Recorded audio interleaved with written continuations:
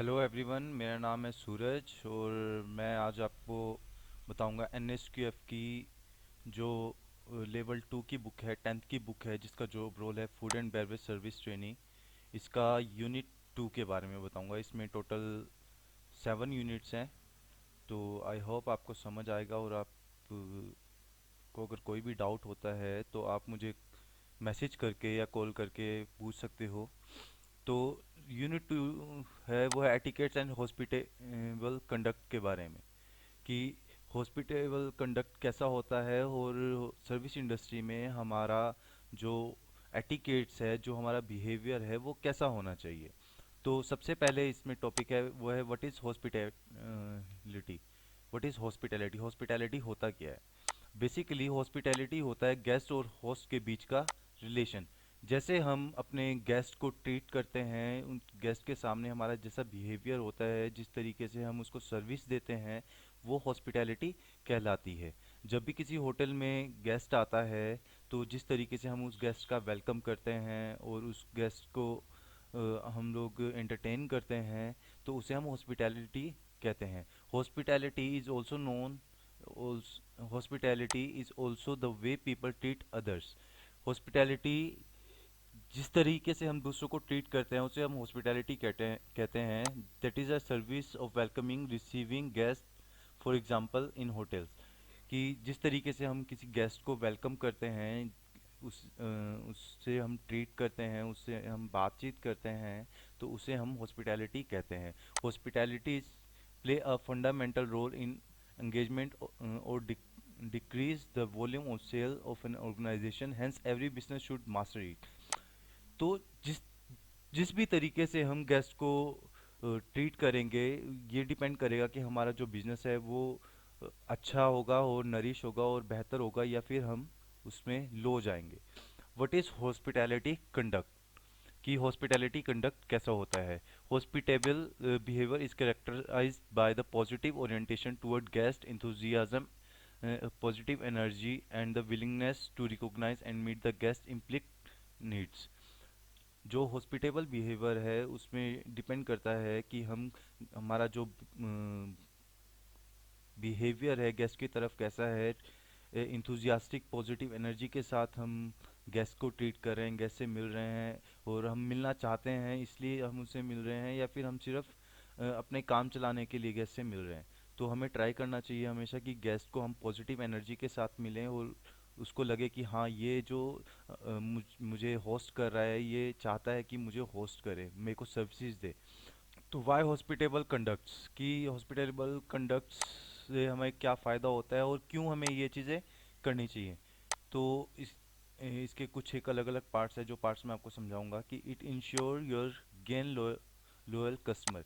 अगर हम किसी कस्टमर के साथ अच्छे से बिहेव करेंगे, सी मार्केट में बहुत सारे होटल्स हैं, बहुत सारी शॉप्स हैं, कि हम क्यों एक पर्टिकुलर होटल में ही जाना पसंद करते हैं, क्यों हम एक पर्टिकुलर शॉप से ही सामान परचेज करना पसंद करते हैं। उसका मेन रीज़न होता है कि वो जो शॉपकीपर है या जो होटल के जो कर्मचारी हैं, वहाँ पे काम करने वाले लोग हैं, वो बहुत अच्छे से हमारी तरफ ध्यान देते हैं, हमारी हॉस्पिटैलिटी करते हैं और हमें ट्रीट करते हैं, उनका बिहेवियर बहुत अच्छा होता है।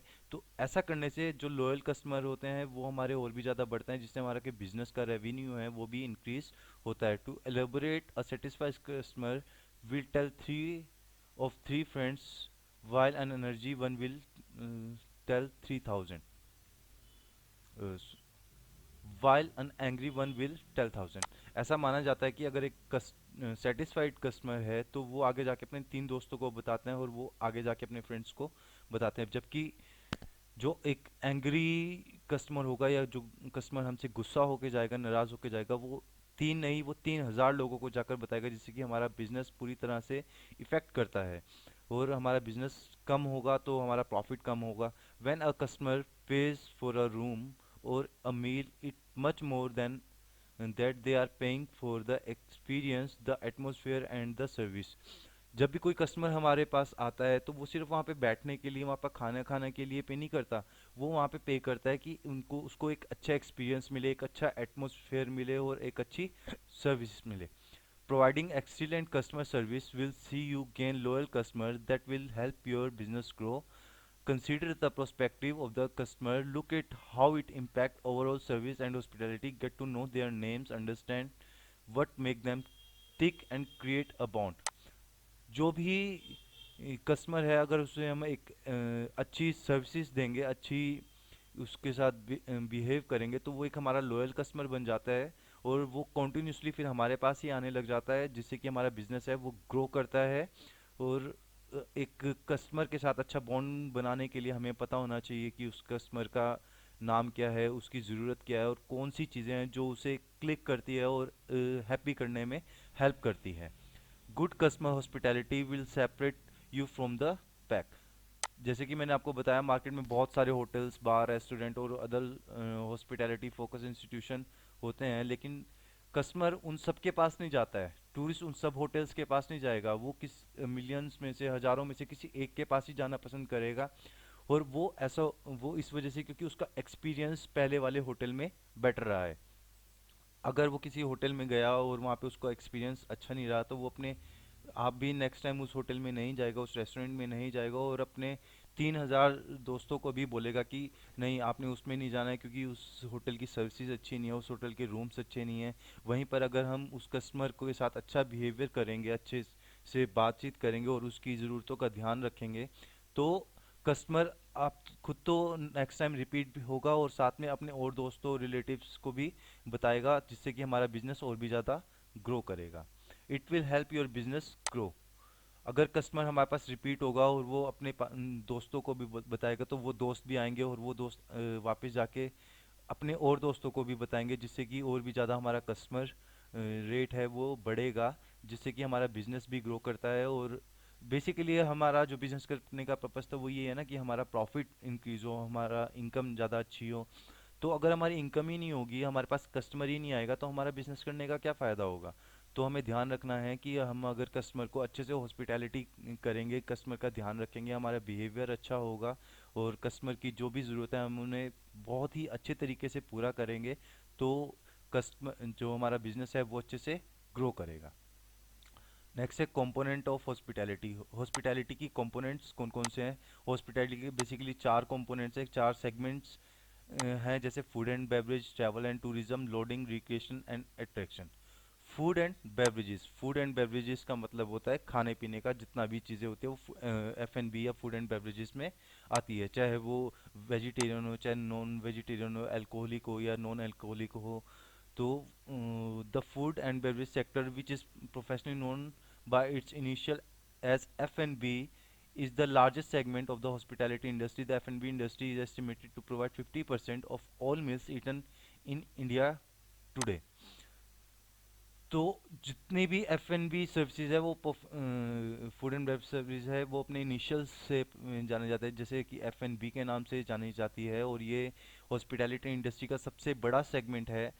और एक एस्टिमेट के अकॉर्डिंग 50% जितनी भी मील्स है वो इंडिया में खाई जाती है। It comprises of establishments primary engage in preparing meals, snacks and beverage for immediate consumption on end of the promises.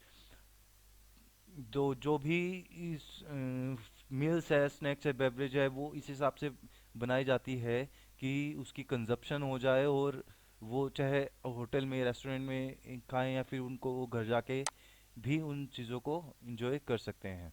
When a restaurant is a part of hotel service is render can enhance the guest experience by providing excellent food and first class customer services. अगर hotel में restaurant है तो हमें ध्यान रखना है कि हम जो होटल के इन हाउस गेस्ट हैं उनको बहुत अच्छी सर्विसेज दें, बहुत अच्छा खाना प्रोवाइड करें और एक अच्छे बिहेवियर के साथ प्रोवाइड करें, ताकि वो कस्टमर आगे भी हमारे पास ही आए। नेक्स्ट है travel and tourism. Travel and tourism deal with service related to moving people from place to place. Business, cabs, plane, ships, train and so on are all part of travel industry. Travel and tourism में जितनी भी services है वो उन लोगों को deal की जाती है, उन लोगों को दी जाती है जो लोग एक जगह से दूसरी जगह पे ट्रैवल कर रहे हैं। अगर वो लोग एक जगह से दूसरी जगह पे ट्रैवल कर रहे हैं तो वो रास्ते में कहीं रुककर खाना भी खाएंगे, कहीं पर नाइट स्टे भी करेंगे और उसके लिए पैसे भी देंगे। तो हमें ध्यान रखना चाहिए कि जो ट्रैवल एंड टूरिज्म के पर्पज़ से सर्विसेज लेने के लिए हमारे पास आए हैं, हम उन्हें बहुत अच्छी सर्विस दें, एक अच्छे एटीट्यूड के साथ उनको सर्विस दें, ताकि वो बाद में जाके अपने दोस्तों को भी बताए और हमारा जो बिजनेस है वो ग्रो करे। नेक्स्ट है लोडिंग। लोडिंग को हम अकोमोडेशन भी कहते हैं। Lodging means accommodation for a period of a place to sleep for one or more nights. Fancy hotels, youth hostel, elder hostels, campground, motels and other businesses that provides a place for people to sleep overnight are all in lodging industry. जो भी लोग travel करते हैं वो उनको कोई ना कोई जगह चाहिए होती है जहाँ पे वो नाइट को, एक नाइट के लिए या ज़्यादा नाइट के लिए स्टे कर सकें। जैसे होटल्स होते हैं या यूथ हॉस्टल, एल्डर हॉस्टल्स होते हैं, कैंप ग्राउंड्स होते हैं, मोटल्स, या बिजनेस पर्पस के लिए जो होटल्स बने होते हैं तो उसे हम अकोमोडेशन और लॉजिंग कहते हैं। नेक्स्ट आता है recreational. Recreational is any activity that people do for rest, relaxation and enjoyment.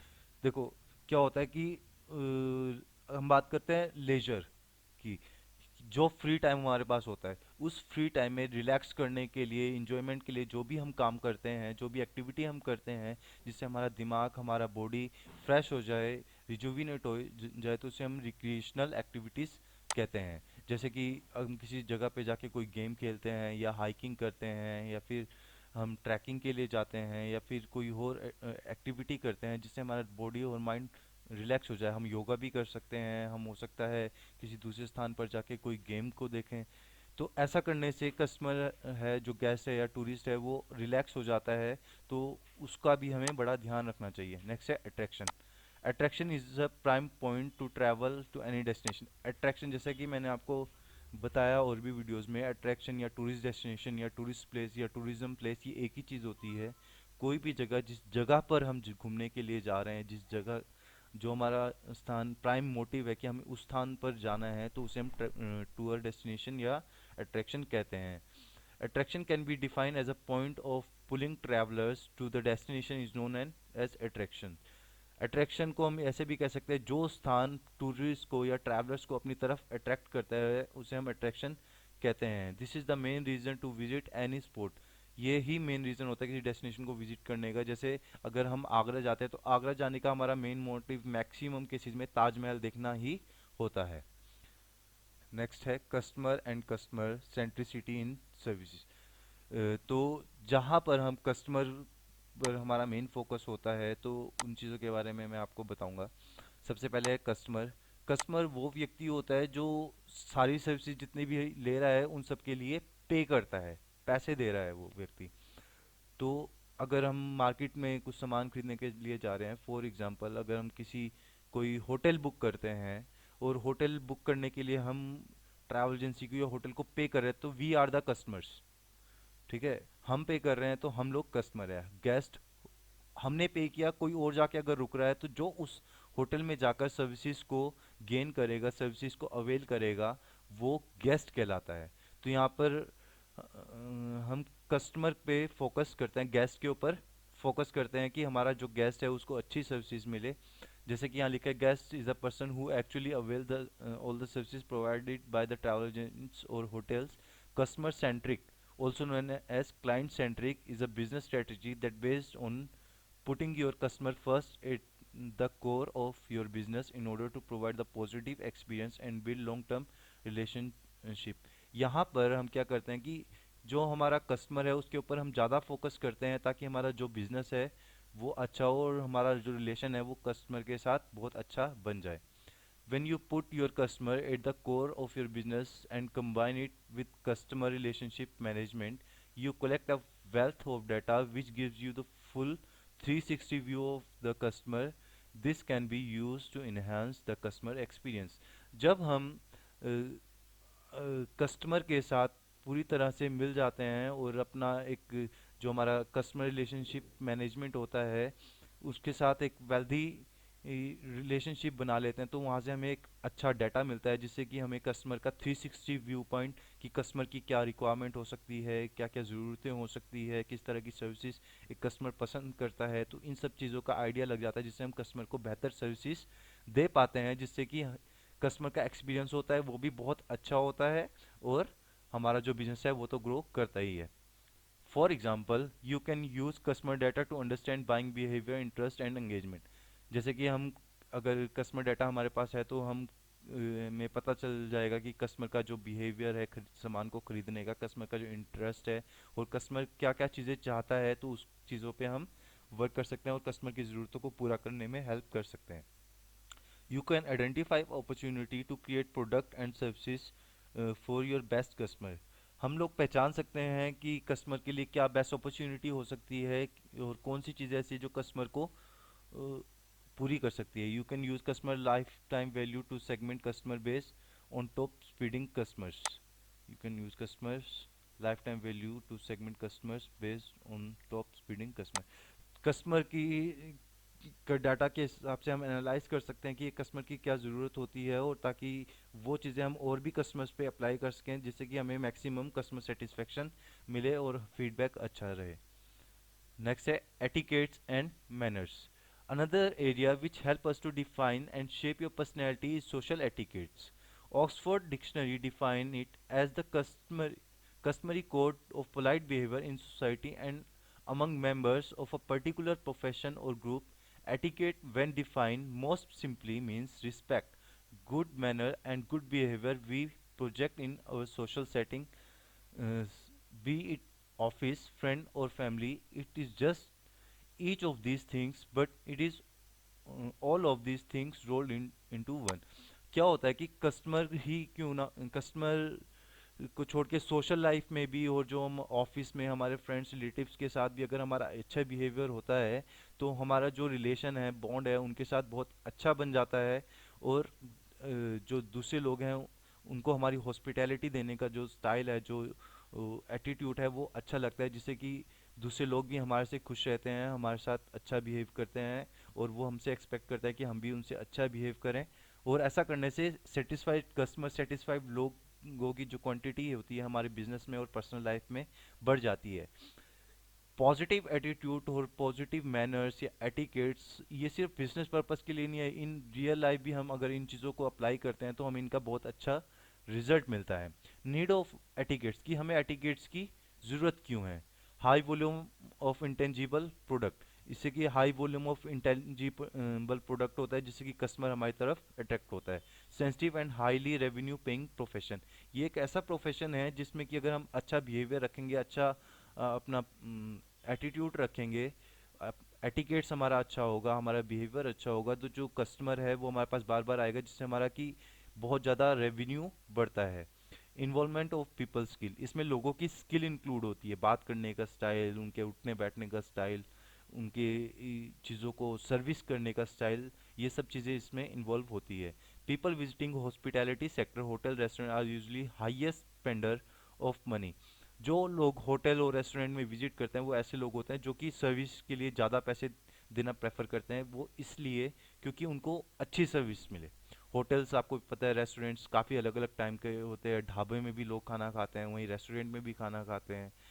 वहीं एक चाय 10 रुपए की किसी ठेले वाले के पास मिल जाएगी और वहीं पर सीसीडी या बरिस्ता में अगर आप चाय पियोगे या कॉफ़ी पियोगे तो वो आपको 150, 200, 500 रुपये देने पड़ सकते हैं. वो सिर्फ इसलिए क्योंकि वहाँ पे सर्विसेज अच्छी मिल रही है, वहाँ पे आपके साथ अच्छे ढंग से ट्रीट किया जा रहा है.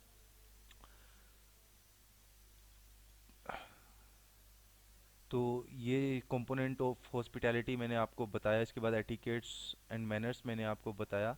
अब नेक्स्ट नंबर पे है टेलीफोन एटिकेट्स. टेलीफोन एटिकेट्स एक हमारी प्रोफेशनल लाइफ में ही नहीं, पर्सनल लाइफ में भी बहुत इम्पोर्टेंट हो चुका है. जिस तरीके से हम कस्टमर से फ़ोन पर बात करेंगे और कस्टमर का फ़ोन पिक करेंगे और उन्हें आंसर देंगे, इन चीज़ों पे डिपेंड करता है कि जो कस्टमर है, जो टूरिस्ट है, वो हमारे पास आएगा या नहीं आएगा, हमारे से वो सामान परचेज करेगा या नहीं करेगा. और फ़ोन पे बात करना एक बहुत ही प्रोफेशनल काम होता है जिससे कि कस्टमर हमारी तरफ अट्रैक्ट होता है. जब भी हम फ़ोन पे बात करते हैं या फ़ोन पर हम कोई भी मैसेज लेते हैं, there are 4 type of activity which we have to perform during handling a telephone. Telephone को हैंडल करने के टाइम पे 4 एक्टिविटीज़ होती है: answering the call, making a call, call को आंसर करना और एक किसी को कॉल करना. किसी taking a message and leaving a message, किसी से मैसेज लेना और किसी से मैसेज देना। तो इन सब चीज़ों के बीच में, इन सब एक्टिविटीज़ के बीच में हमें किन किन बातों का ध्यान रखना चाहिए, उन चीज़ों के बारे में मैं आपको बताऊंगा। आंसरिंग अ टेलीफोन, कि फ़ोन को आंसर करते समय हमें किन किन चीज़ों का ध्यान रखना चाहिए। Answering promptly, that is allowing no more than 2 or 3 rings before picking up the handset and immediately response से alert you and promotes good public relationship। जब भी हमें हमारे पास फ़ोन आता है, हमें ट्राई करना चाहिए 2 या 3 रिंग बजने पर ही हम उनका फ़ोन पिक कर लें। ऐसा करने पर जो हमारा पब्लिक के साथ रिलेशन है, गेस्ट के साथ रिलेशन है, वो अच्छा बनता है, क्योंकि गेस्ट को भी लगता है कि हाँ, ये लोग हमारे से बात करना चाहते हैं। Answering phone with a smile which the caller will hear it in your voice, a cheerful voice begets a happy caller or listener and a favorable impression is created। क्या होता है, जब भी हमें फ़ोन पे बात करना है, हमें एक फेस पे स्माइल लेके बात करना है, जिससे कि हमारी वॉइस है वो और भी चीयरफुल लगती है, और ऐसा लगता है कि हाँ, हम बात करना चाहते हैं, आपकी बात सुनना चाहते हैं, आपकी जो भी बात है वो हमें बताइए। इससे हमारा जो रिलेशन है वो कस्टमर के साथ अच्छा बनता है। Speaking in a warm audible clear voice at a moderate pace so that the caller can follow the conversation. जब भी हम फ़ोन पर बात करते हैं, टेलीफोन पे बात करते हैं, तो हमें ध्यान रखना है कि हमें जिस वॉल्यूम में बोलना है वो ऐसी हो कि जो हमसे बात कर रहा है उसको हमारी बात समझ में आए, क्लियर हो। हमें बहुत चिल्ला के बात नहीं करना है, हमें बहुत धीरे भी बात नहीं करना है, और कन्वर्सेशन को अच्छे से मेंटेन करके रखना है। नॉट ईटिंग, ड्रिंकिंग, स्मोकिंग और coughing while taking into a in the mouthpiece. If you have to cough, excuse yourself first, cover the mouthpiece and cough away from it। क्या होता है कि जब भी हम फ़ोन पे बात कर रहे हैं, तो हमें ध्यान रखना है कि उस टाइम पे हमें कुछ खाना नहीं है, कुछ पीना नहीं है, स्मोक नहीं करना है, खांसना नहीं है, छींकना नहीं है। अगर इन केस हमें खांसी आ जाती है या फिर हमें छींक कोई आ जाती है, तो हमें ध्यान रखना है कि पहले कस्टमर को एक्सक्यूज़ बोलें, और उसके बाद फ़ोन साइड में करें। उसका फ़ोन, अगर हमारे पास मोबाइल है तो मोबाइल थोड़ा हम साइड में करें, अगर रिसीवर है तो रिसीवर थोड़ा साइड में करें, और वहाँ पे खांसे और फिर उनको सॉरी बोलें। और इससे कस्टमर के साथ रिलेशन अच्छा बनता है, कस्टमर को भी पता चलता है कि हाँ, कोई प्रॉब्लम हुई है तो कोई बात नहीं, इस चीज़ को कस्टमर समझ आता है। Making a telephone calls, phone करते समय हमें किन चीज़ों का ध्यान रखना है। The impression you create on the telephone reflect not only your personality but also the image of your company, organization और employer. Try to phone when you know it the convenient for the other person and confirm that they are able to speak.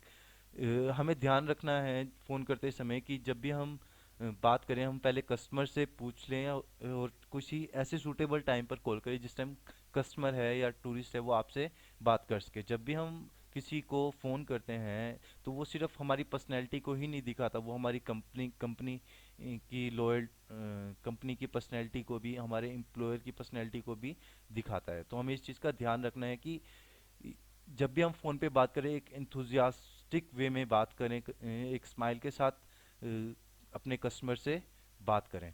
Always identify your self and your company immediately. जब भी हम किसी को phone करते हैं, सबसे पहले हमें अपना नाम बताना चाहिए, और हमें ये बताना चाहिए कि हम किस कंपनी से बात कर रहे हैं और हम आपसे क्यों बात करना चाहते हैं। और बात करते समय हमें कॉन्फिडेंट रहना चाहिए, जिससे कि हमारी जो एनर्जी है, जो पॉजिटिव एनर्जी हम लोग उसको में लगाते हैं, वो हमारा मैक्सिमम सक्सेस होने के चांसेस हैं वो बढ़ जाते हैं। If you make a long distance call and the other person is not available, you should try again, do not leave a message that the person should phone you. अगर हम किसी व्यक्ति को फ़ोन कर रहे हैं और वो व्यक्ति अवेलेबल नहीं है, तो हमें उससे पूछ लेना चाहिए। अगर कोई फ़ोन उठाता है तो ठीक है कि हम पूछ लेंगे कि वो व्यक्ति कब अवेलेबल होगा, तो उस टाइम पे कॉल कर लेंगे। अगर इन केस किसी ने फ़ोन नहीं उठाया, तो हमें थोड़े समय बाद उनको फिर से कॉल ट्राई करना चाहिए, हमें कभी भी मैसेज नहीं छोड़ना चाहिए। व्हेन लीविंग अ मैसेज, जब हम मैसेज छोड़ रहे हैं, किसी को मैसेज दे रहे हैं, give full details so that the person who returns your call can get in touch with you. तो जो भी हम डिटेल्स उसके पास छोड़ेंगे, हमें अपनी और अपनी कंपनी की डिटेल्स उसके पास छोड़नी चाहिए, ताकि जब वो पर्सन अवेलेबल हो तो उसको पता चल जाए कि आप कहाँ से बात कर रहे थे और आप क्यों बात करना चाह रहे थे। The first name and surname are important as is the reason for the call. हमें अपना फर्स्ट नेम और सरनेम दोनों वहाँ पर मैसेज में छोड़ना चाहिए, ताकि कस्टमर को पता चल जाए कि कौन सा व्यक्ति था। If you wanted to offer or sell the person something, do not leave a message. Rather, phone back later. Ask when it will be convenient to speak to the person and call back at the time. तो अगर हम कोई सामान बेच रहे हैं तो उस टाइम पे हमें कभी भी मैसेज नहीं छोड़ना चाहिए, और हमें पूछ लेना चाहिए कि कब आपसे हम बात कर सकते हैं, और उस टाइम पे फिर हमें उन्हें कॉल बैक कर लेना चाहिए। व्हेन टेकिंग अ मैसेज लेते समय हमें किन बातों को ध्यान रखना चाहिए? Keep the following at the hand of all time: a pen, a message book, a calendar, and a diary in case of appointment had to be made. हमारे पास हमेशा एक पेन और एक डायरी या बुक होनी चाहिए, जिसमें कि जो भी हम मैसेज ले रहे हैं हम उस मैसेज को नोट कर सकें। Take message carefully and write down all the details in your message book for the possible further reference. जो भी मैसेज हम ले रहे हैं हमें मैसेज उसको लिख लेना चाहिए कि किस चीज़ के लिए मैसेज दिया गया है, और ताकि इन फ्यूचर भी हम उसको अपने रेफरेंस के लिए यूज़ कर सकें। Note for whom the message intended plus the full name and title of the person who called. हमें मैसेज में पूरा डिटेल लिखना चाहिए कि जो व्यक्ति कॉल कर रहा है वो कौन कर रहा है, और वो किसके लिए कॉल कर रहा है, किससे वह बात करना चाहता है। अगर किसी नाम की स्पेलिंग हमें नहीं पता चल रही है तो हमें उससे स्पेलिंग पूछ लेना चाहिए, ताकि हमें आगे मैसेज पास करने में कोई प्रॉब्लम ना हो, कोई मिस्टेक ना हो। Record the date and time of the call. Call का रिकॉर्ड, कॉल का डेट और टाइम भी हमें रिकॉर्ड कर लेना चाहिए। obtain their telephone number and code as well as the extension and ask until what time their call can be returned। तो हमें टेलीफोन नंबर उनका नोट करके रखना चाहिए, अपना जो भी हमारे पास कॉल करा है। अगर उनका कोई कोड है तो कोड लिख लेना चाहिए, अगर कोई एक्सटेंशन कोड है तो एक्सटेंशन कोड अपने पास नोट कर लेना चाहिए। और हमें ये भी पूछ लेना चाहिए कि अगर वो कॉल करेंगे तो किस टाइम पे वो लोग हमें वापस कॉल करेंगे। Note the name of the organization और business they represent as well as the purpose of the call. हमें ऑर्गेनाइजेशन और बिजनेस जहाँ से वो कॉल कर रहे हैं उनका नाम, और उस जो व्यक्ति का कॉल कर रहा है रिप्रेजेंटेटिव है उसका नाम हमने अपने पास नोट कर लेना चाहिए, और वो किस लिए कॉल कर रहा है ये भी हमें अच्छे से नोट कर लेना चाहिए। नेक्स्ट है dealing with the guest. In hospitality industry guest is a crucial asset and no one wants to lose their asset, but sometime dealing with asset becoming very hard because of intangibility nature come in function. कई बार क्या होता है, सी guest हमारा एक asset होता है जो कि हमारे लिए बहुत इंपॉर्टेंट है, जो हमारा बिजनेस ग्रो करने में हेल्प करता है। तो क्या होता है कई बार किसी भी इंटेंजिबल नेचर की वजह से या किसी और चीज़ों की वजह से हम गेस्ट को उस तरीके की डीलिंग नहीं कर पाते। तो to deal with guest in hospitality industry we should adopt following points in our professional life. Customer के साथ अच्छी तरह बिहेव करने के लिए, गेस्ट को एक अच्छी हॉस्पिटैलिटी देने के लिए हमें कुछ चीज़ों का हमेशा ध्यान रखना चाहिए और अपनी ज़िंदगी में अडॉप्ट कर लेना चाहिए। Should develop the problem solving skill. हमें अपने अंदर एक ऐसी स्किल डेवलप करनी चाहिए जिससे कि हम कस्टमर की जो प्रॉब्लम है उसे जितना हो सके उतना जल्दी सॉल्व कर सकें। Good communication skill. हमें कस्टमर से कैसे बात करनी है, कैसे उनकी बातों का रिप्लाई करना है, इन चीज़ों का पता होना चाहिए। Act on root of course of the problem.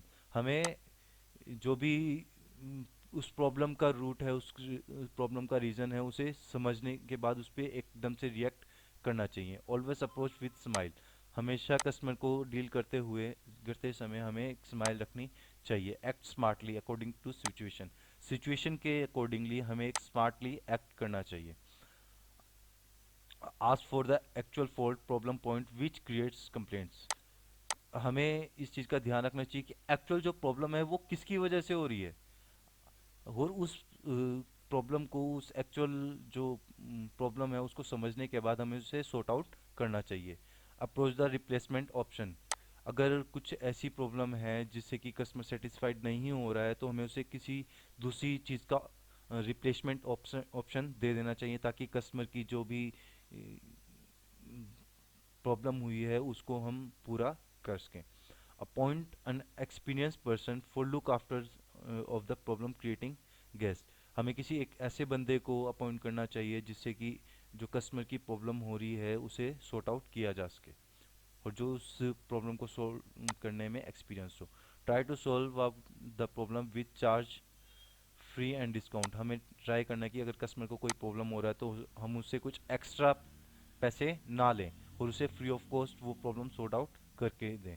Don't forget to take the feedback. Most important, अगर हमें अपने बिजनेस को ग्रो करना है तो हमें कस्टमर से फीडबैक लेते रहना है, ताकि अगर कस्टमर को किसी को कुछ प्रॉब्लम हो तो नेक्स्ट कस्टमर के साथ हमें वो प्रॉब्लम सेम प्रॉब्लम फेस ना करनी पड़े। नेक्स्ट है dos and don'ts with guest, कि हमें गेस्ट के साथ क्या करना चाहिए और क्या नहीं करना चाहिए। सबसे पहले मैं डूज की बात कर रहा हूँ। Approach with smile always. हमें कस्टमर के साथ जब भी बात करनी है, जब भी इंटरेक्ट होना है, एक स्माइल के साथ उनके साथ मिलना है, उनको ग्रीट करना है। Wish is according to time. Time के अकॉर्डिंगली हमें उन्हें विश करना है। अगर मॉर्निंग है तो गुड मॉर्निंग करना है, अगर इवनिंग है तो गुड इवनिंग करना है, अगर आफ्टरनून है तो गुड आफ्टरनून उनको बोलना है। Right the order in proper way. अगर उनका कुछ ऑर्डर है, जो भी ऑर्डर है कस्टमर का, उसे हम प्रॉपर वे में लिख लेना चाहिए। आस्क फॉर स्पेशल रिक्वायरमेंट और चेंजेस। अगर कस्टमर अपनी बुकिंग में या फिर अपने होटल के स्टे में कुछ एक्स्ट्रा रिक्वायरमेंट चाहता है या कुछ चेंजेस करना चाहता है तो हमें कस्टमर से पूछ लेना चाहिए। Always prefer the guest priorities. हमें हमेशा गेस्ट की जो प्रायोरिटीज़ है, गेस्ट की ज़रूरत है, उसका ध्यान रखना चाहिए। डोंट्स, तो किन किन चीज़ों का को हमें नहीं करना चाहिए। Don't smile when guest is complaining. जब गेस्ट कंप्लेंट कर रहा है तो उस समय हमें उसको स्माइल नहीं करना है। Don't ever argue with the guest. अगर गेस्ट बोलता है कि कोई प्रॉब्लम आ रही है उसके रूम में या फिर खाने में कोई प्रॉब्लम है, तो उससे हमें आर्ग्यू नहीं करना चाहिए, उससे हमें बहस करनी नहीं चाहिए। इंस्टेड ऑफ हमें उन चीज़ों को चेक करके रिप्लेस कर देना चाहिए, अगर हो सके तो उनको ठीक कर देना चाहिए। Don't offer complimentary. अगर गेस्ट की कोई प्रॉब्लम आ रही है तो हमें डायरेक्टली ये नहीं बोलना कि ये चीज़ आपके लिए फ्री है। अगर हम ऐसे ही सब गेस्ट को फ्री करते रहे फिर तो हमारा बिजनेस हो गया और हम बिजनेस कर लेंगे। Don't give fake offers. हमें कस्टमर को फेक ऑफर्स नहीं देने चाहिए। Don't charge unethically from guest.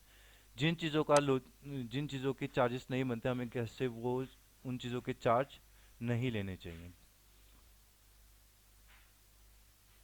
Next आता है कस्टमर फीडबैक। ये बहुत ज़्यादा इंपॉर्टेंट होती है कि जब भी कस्टमर हमारे पास सर्विस लेने आ रहा है और सर्विस लेके जब वो वापस जाता है तो हम उससे एक फीडबैक ले लें।